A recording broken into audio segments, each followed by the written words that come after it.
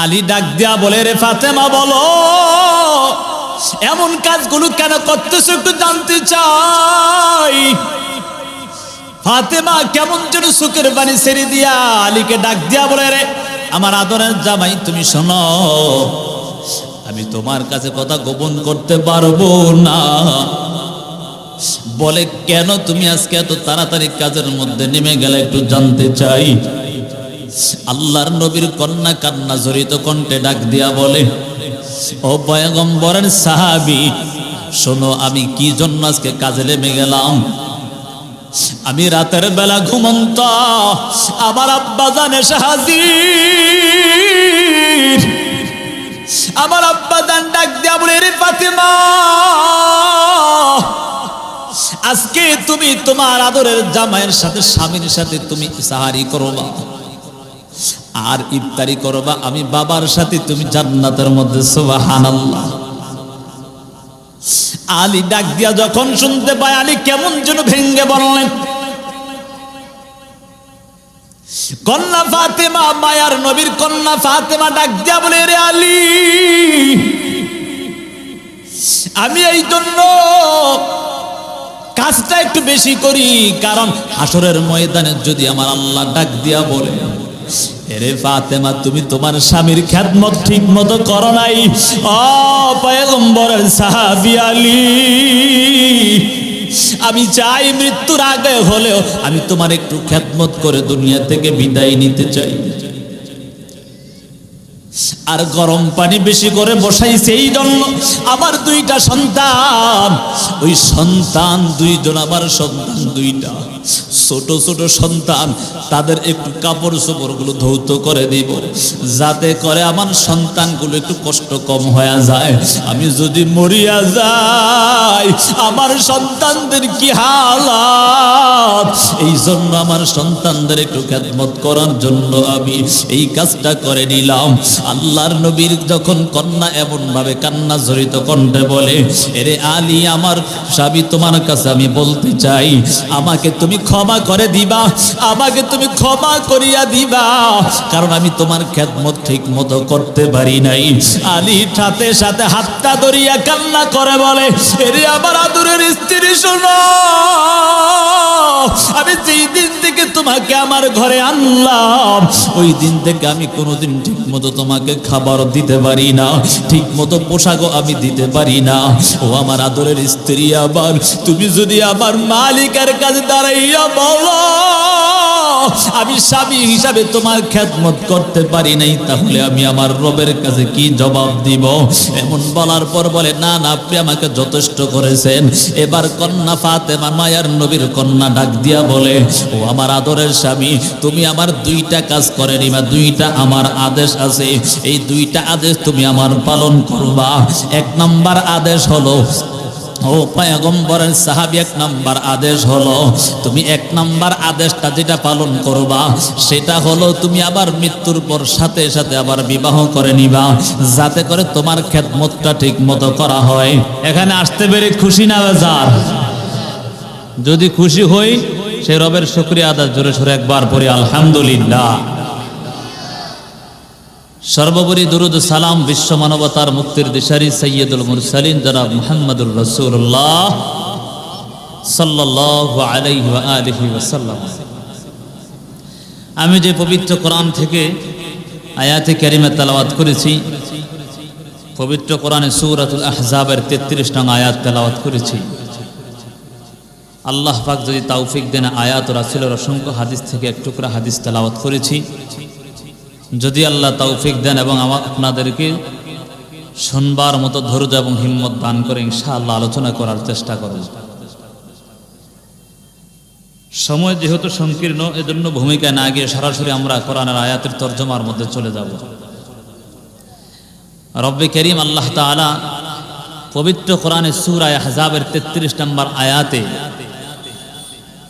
মুমিনদেরকে কি বোঝাতে চাচ্ছেন, কি মেসেজ দিচ্ছেন। আল্লাহ বলেন, ওয়াকারনা ফি বুয়ুতিকুন্না ওয়ালা তাবাররাজনা তাবাররুজাল জাহিলিয়াতিল উলা।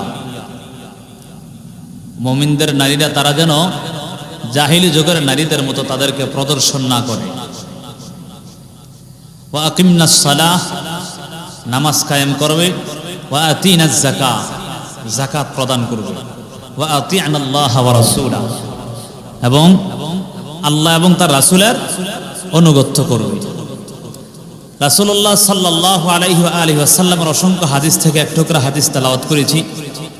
সেই হাদিসের মধ্যে রাসূলুল্লাহ সাল্লাল্লাহু আলাইহি ওয়াসাল্লাম উম্মতদেরকে কি মেসেজ দিচ্ছেন? নবীজি বলেন, আল মারআতু আওরাতুন ইযা খারাজাত ইস্তাশরাফাহা শাইতান।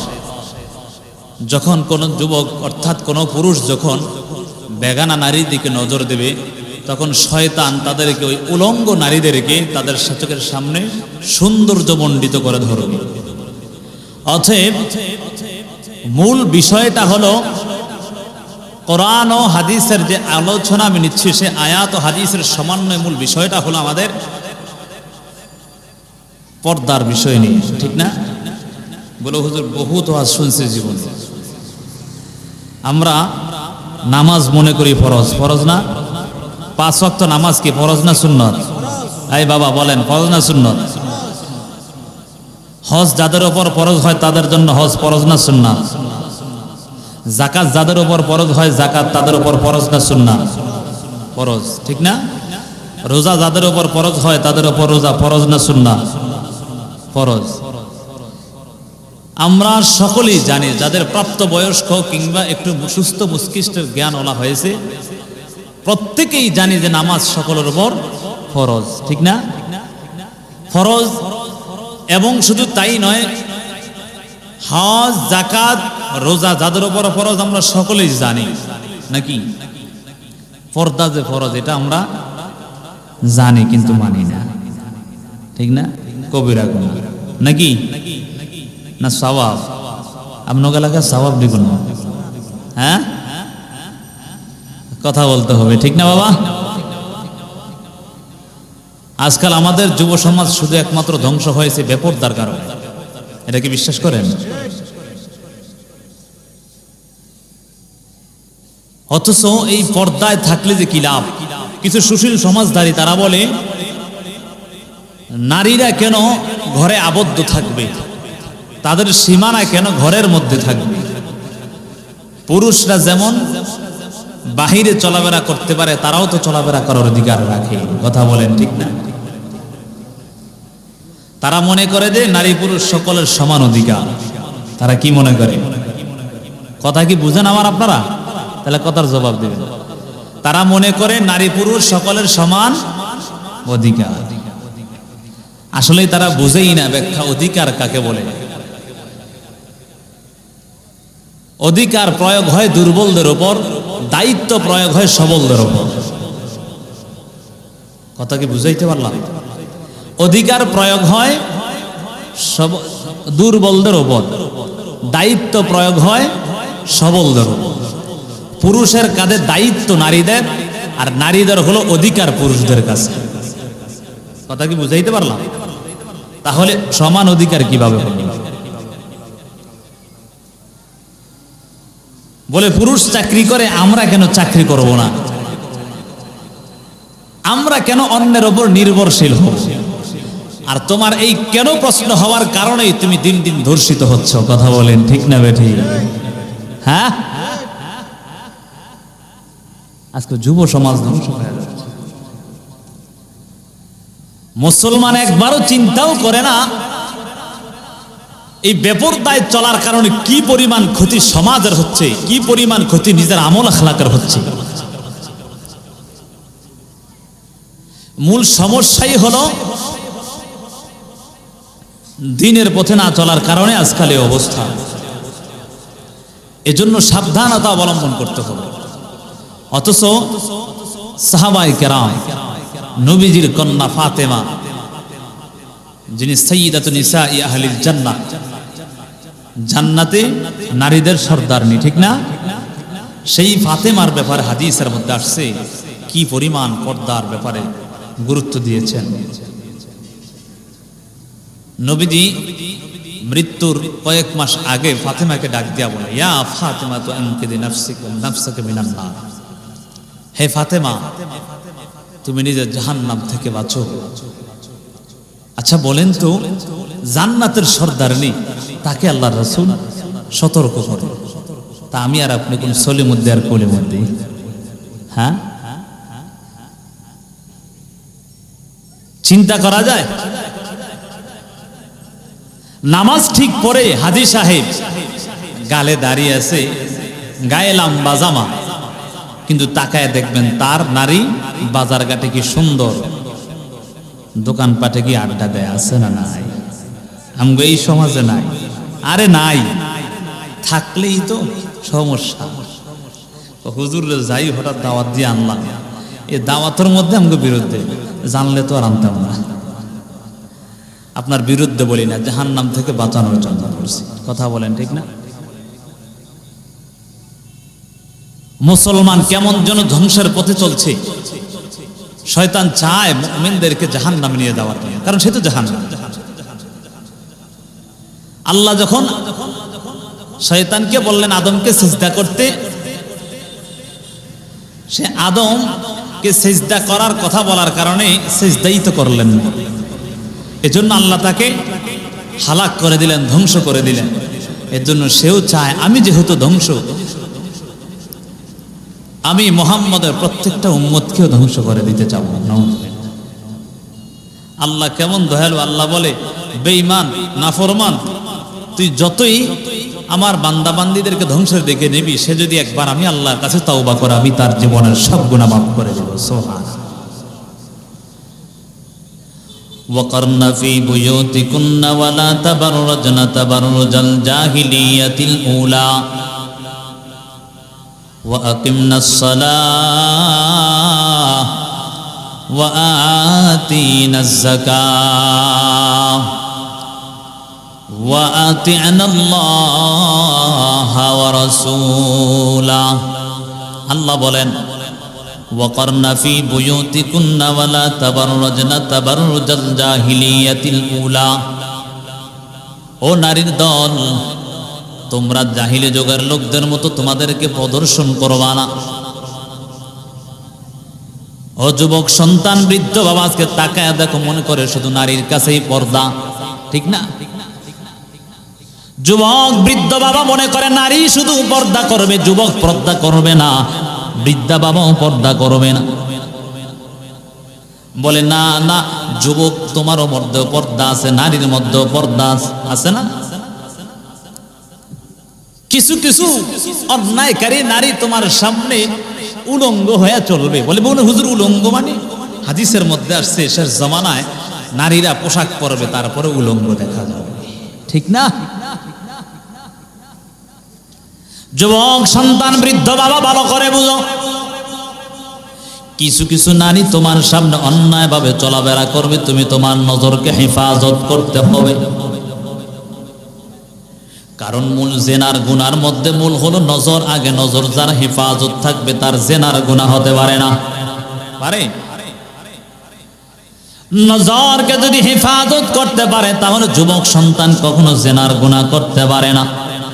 এই নজরকে যেই হেফাজত করতে পারবে না, আস্তে আস্তে তার অঙ্গ প্রত্যঙ্গ জিনার গুনার মধ্যে লিপ্ত হতে থাকবে, ঠিক নেই? চোখ দ্বারা দেখবে আর অন্তরের মধ্যে একটু খাহেশ জাগবে, ঠিক না? অন্যায় করার জন্য তার খাহেশ জাগবে, আগ্রহ জাগবে। ও মুসলমান ইমানদার আল্লাহর গোলাম, তাকায় দেখো আজকে যুবক সন্তান কেন ধ্বংস হয়ে যাচ্ছে। তার মূল কারণ হলো যুবক দিনের পথে চলতে চায় না।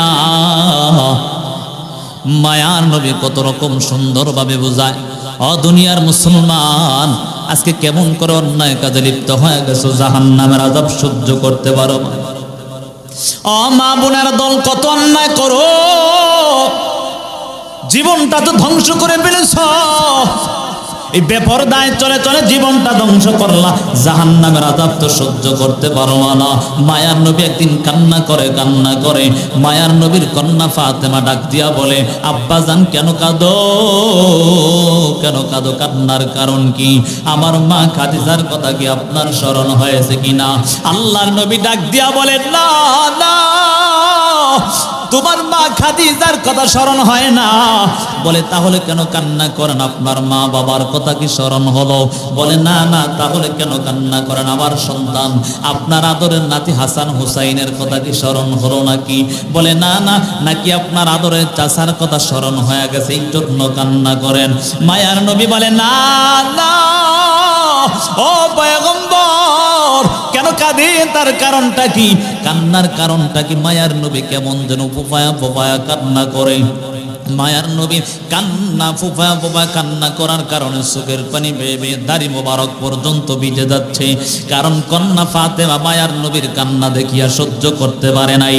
দেখবেন অধিকাংশ কন্যা সন্তানরা বাবার ভক্ত হয়। কথা বলেন ঠিক ঠিক না? কন্যা ফাতেমা তাকাইয়া দেখে বাবা কান্না করে, ফোফায়া ফোফায়া কান্নার আওয়াজ। আল্লাহর নবীর কন্যা দেখিয়া সহ্য করতে পারে নাই। কন্যা ডাক দেয়া বলে, আব্বাজান আপনাকে কোন জিনিস কাঁদায়? বলো কোন জিনিস আপনাকে কাঁদায়? এবার মায়ার নবী চোখের পানি ছেড়ে ছেড়ে ডাক দেয়া বলে, কন্যা আমি এমন জিনিস আমাকে কাঁদায়। ও যুবক বৃদ্ধ বাবা, পর্দার আলাম্মা জানেরা, আজকে আমার মায়ার নবীকে ভুলিয়া কোথায় তুলছো?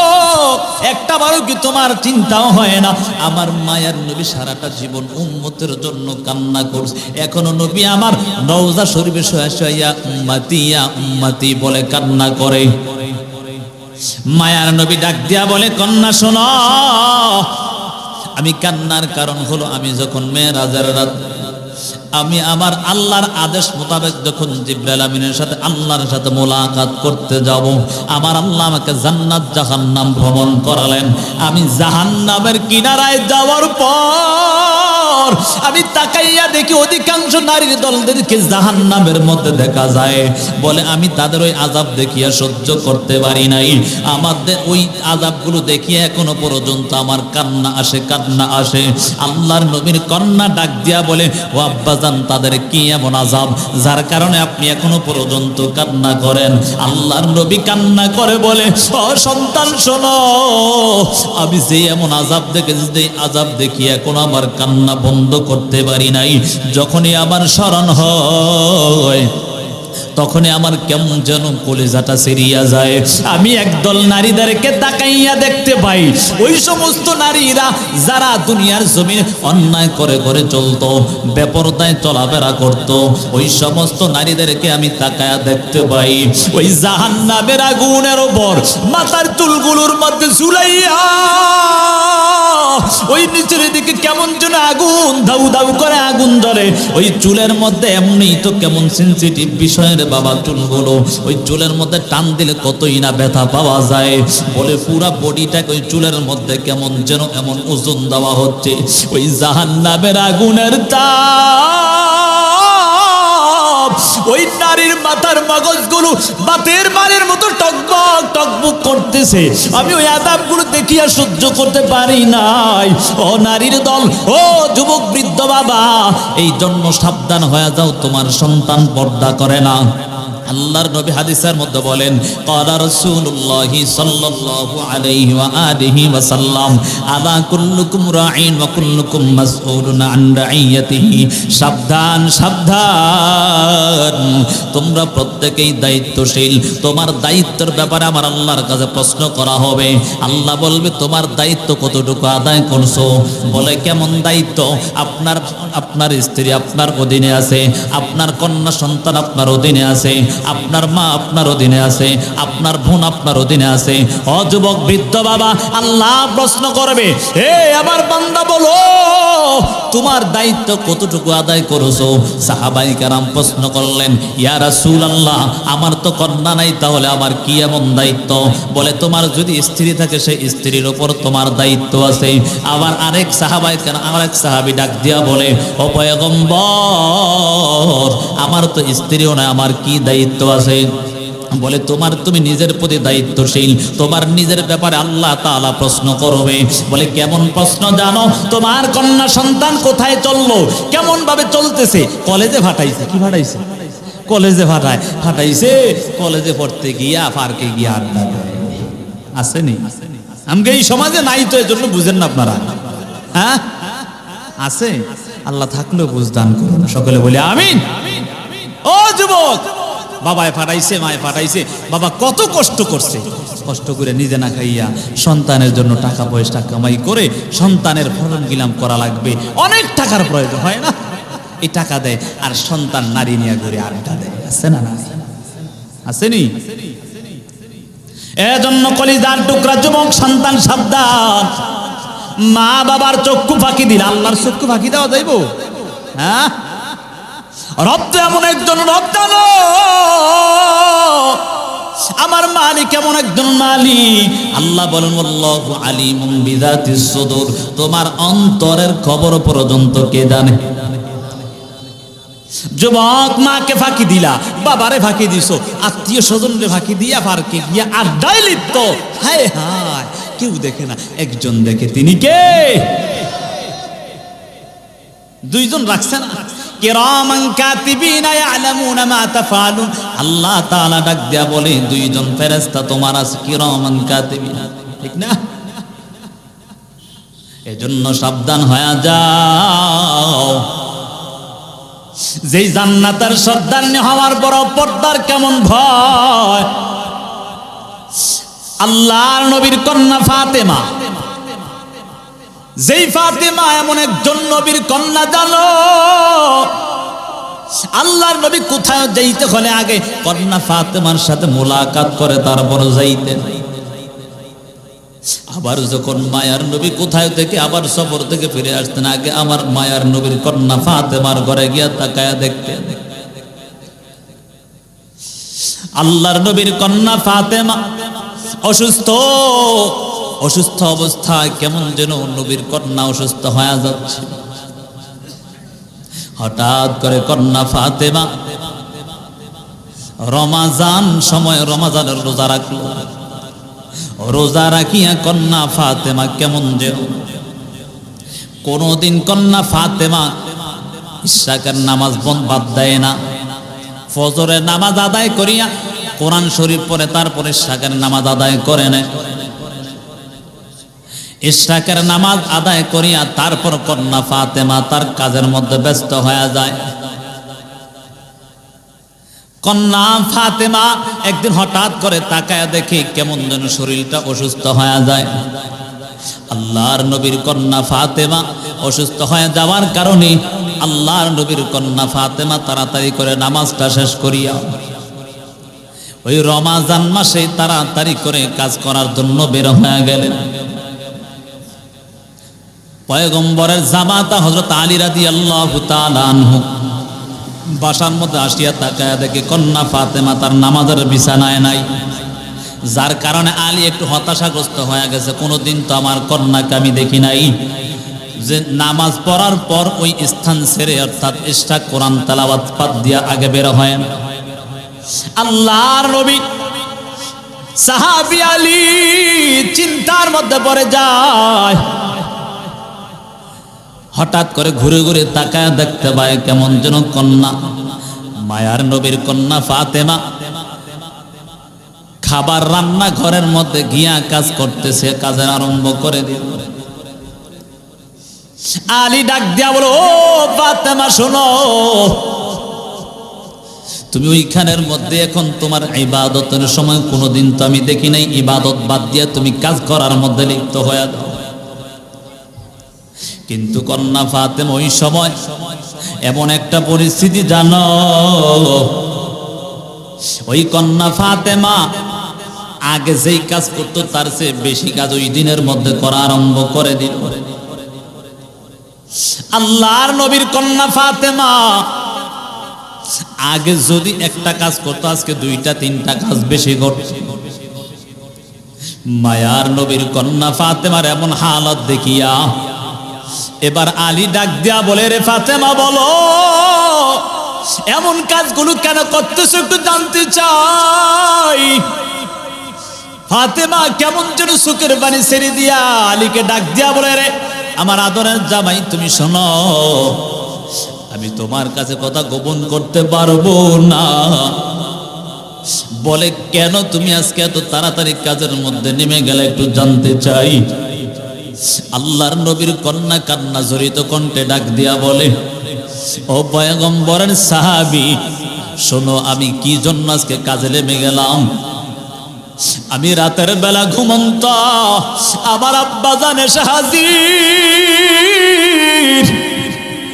আমার আব্বা জান ডাক দিয়া বলে, রে ফাতেমা, আজকে তুমি তোমার আদরের জামাইয়ের সাথে, স্বামীর সাথে তুমি সাহারি করবা আর ইফতারি করবা, আমি বাবার সাথে তুমি জান্নাতের মধ্যে। সুবহানাল্লাহ। আলী ডাক দিয়া যখন শুনতে পায়, আলী কেমন যেন ভেঙ্গে বললেন। কন্যা ফাতেমা, মায়ার নবীর কন্যা ফাতেমা ডাক দিয়া বলে, রে আলী, আমি এই জন্য কাজটা একটু বেশি করি, কারণ হাসরের ময়দানে যদি আমার আল্লাহ ডাক দিয়া বলে, এরে ফাতেমা, তুমি তোমার স্বামীর খেদমত ঠিক মতো করো নাই। ও পয়গম্বরের সাহাবী আলী, আমি চাই মৃত্যুর আগে হলেও আমি তোমার একটু খেদমত করে দুনিয়া থেকে বিদায় নিতে চাই। আর গরম পানি বেশি করে বসাইছে, এই জন্য আমার দুইটা সন্তান, ওই সন্তান দুইজন, আমার সন্তান দুইটা ছোট ছোট সন্তান, তাদের একটু কাপড় চোপড়গুলো ধৌত করে দিব, যাতে করে আমার সন্তানগুলো একটু কষ্ট কম হয়ে যায়। আমি যদি মরিয়া যাই, আমার সন্তানদের কি হালাত। এই জন্য আমার সন্তানদের একটু খেদমত করার জন্য আমি এই কাজটা করে নিলাম।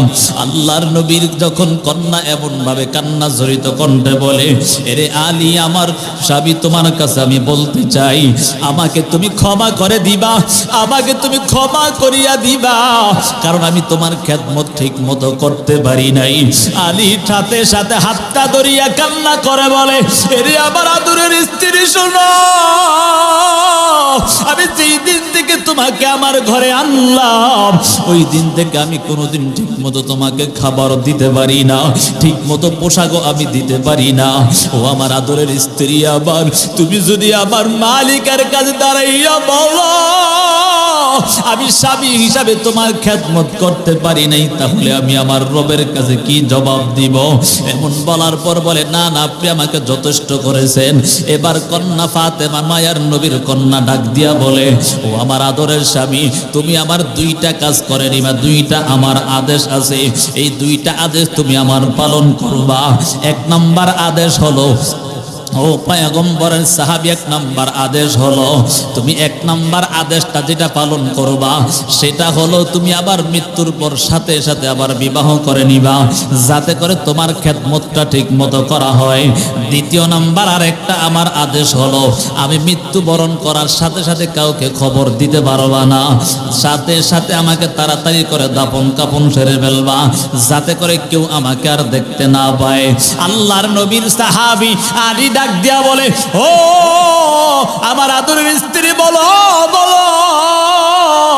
না না, তুমি তো মায়ার নবীর কন্যা, আদরের কন্যা ছিল, আমি কেমন করে তোমাকে বলতে চাই, কেমন করে আমি তোমাকে বলতে চাই। এই কথা বলার পর আল্লাহর নবীর কন্যা ডাক দিয়া বলে, আল্লাহর নবীর কন্যা ডাক দিয়া বলে, ও পয়গম্বরের সাহাবী, ও পয়গম্বরের সাহাবী, আমি কেমন করে এই কাজ করব? না না, আমি তো সবাইকে আগে খবর। পয়গম্বরের কন্যা ডাক দিয়া বলে, ও পয়গম্বরের কন্যা ডাক দিয়া বলে, ও আল্লাহর নবীর সাহাবী, আমাকে দুনিয়া থেকে বিদায় নেওয়ার পর সাথে সাথে তাড়াতাড়ি করে দাফন করে ফেলবেন, যাতে করে আমাকে দুনিয়ার কেউ আর দেখতে না পারে, দুনিয়ার কেউ আর আমাকে দেখতে না পারে, কারণ আমি মায়ার নবীর কন্যা। যদি আমাকে কেউ দেখতে পায়, তাহলে যদি তারা এই ধারণা করে ফেলে যে আমার শরীরের গঠনটা কেমন, আমার শরীরটা কেমন, যদি এমন ধারণা করে, অর্থাৎ আমার পর্দার ব্যাপার খেলাপ হয়ে যাবে। এই জন্য না না, ওই হাসরের ময়দানে যদি আমার আল্লাহ আমাকে যদি ধরে বেলে তোমার এমন ঘটনাটা পর্যন্ত দুনিয়ার মানুষ দেখে ফেলছে। ও দুনিয়ার নারীর দল, কেন এই ঘটনা বললাম? আল্লাহর নবীর কন্যা হওয়ার পর সাইয়্যিদাতুন নিসাই আহলিল জান্নাহ, ওই জান্নাতি নারীদের সর্দার, তার মধ্যে যদি এমন ভয় বেপরদা হয়ে যাবে, ও মা বোনের দল, এই জন্য সাবধান হয়ে যাও। আল্লাহর নবী ডাক দিয়া বলেন, ও নারীর দল তোমরা সাবধান হয়ে যাও। আল্লাহ পবিত্র কোরআনের মধ্যে বলেন, ইয়া আইয়ুহান নাবিয়্যু কুল লিআজওয়াজিকা ওয়া বানাতিকা ওয়া নিসাইল মুমিনিনা ইউদনিনা আলাইহিন্না মিন জালাবিবিহিন্না। আল্লাহর নবীকে আল্লাহ তাআলা ডাক দিয়া বলে, ও পয়গম্বর, আপনার স্ত্রী এবং আপনার কন্যা মুমিনদের নারীদেরকে বলবেন তাদের চাদরগুলো যেন টেনে দেয়। অর্থাৎ কেন আল্লাহ তাআলা তার নবীর স্ত্রীদেরকে পর্যন্ত এই কথা বলতেছে? এই জন্য নারীর দল সাবধান হয়ে যাও। নামাজ যেমন ফরজ, পর্দাও তেমন ফরজ। যাদের উপর হজ ফরজ হয়েছে, হজ যেমন ফরজ, পর্দাও তেমন ফরজ। এই জন্য যুবক বৃদ্ধ বাবা, এখন থেকে তওবা করো। আর বেপরদায় চলে চলে গুনাহ করা যাবে না। আর বেপরদায় চলিয়া নামাজ নষ্ট করা যাবে না। বেপরদায় চলে চলে জীবনটা ধ্বংস করা যাবে না। আল্লাহর আযাবের ভয়টা করিয়া নিজের জীবনটাকে সুন্দর বানাইয়া ওই কবরে যাও, তখন কবরটা তোমার জন্য সুন্দর হয়ে যাবে। রাজি আছি না নাই?